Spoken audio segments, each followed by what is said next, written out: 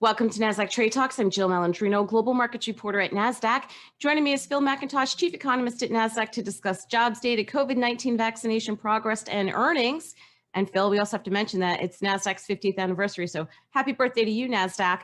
And let's get into this, Phil. It appears that the rally continues to chug along.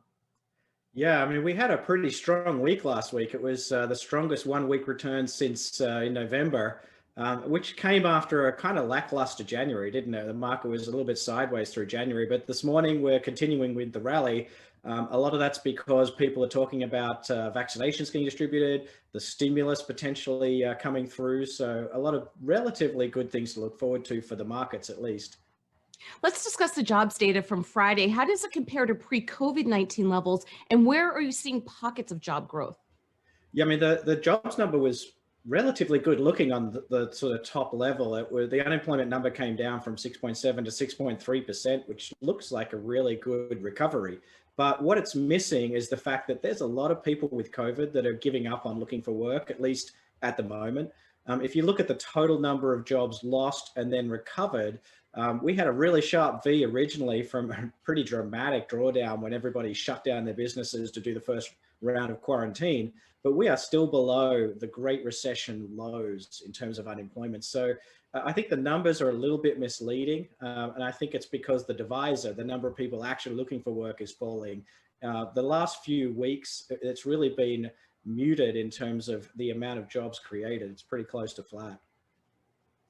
And there was some good news on the COVID-19 front, however.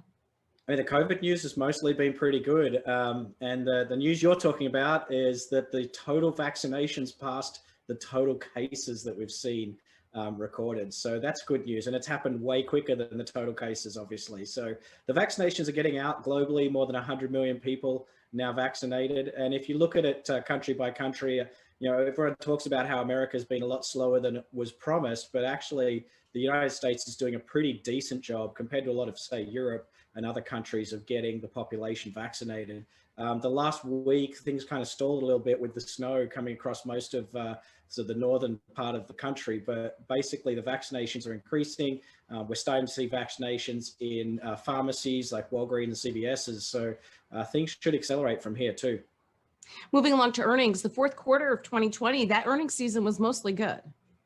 Yeah, on average, most of the companies have been doing better than expected, which is kind of normal, but actually it looks like a pretty good surprise result in terms of across the board countries beating their estimates. Despite that, a lot of the companies have actually been sold off after earnings. So some of the outlooks might be a little bit less rosy. Obviously, we're in the second wave of COVID right now. There's still a fair bit of uncertainty, but generally earnings are recovering a little quicker than the analysts had expected, which is good. Especially when we know that the COVID vaccine's on its way, and hopefully we'll be able to get back to all those services that we've been ignoring for so long. Finally, let's take a look at Norway and the growth of electric vehicles. Yeah, this is really tipping my hat to one of the funnest Super Bowl commercials last night, actually, because I thought it was great when we actually heard about the Norwegians switching to electronic vehicles, and I thought that ad was really fun, but it's true. More than 50% of them are actually buying electronic vehicles now, even though they're one of the biggest oil producing countries in the world.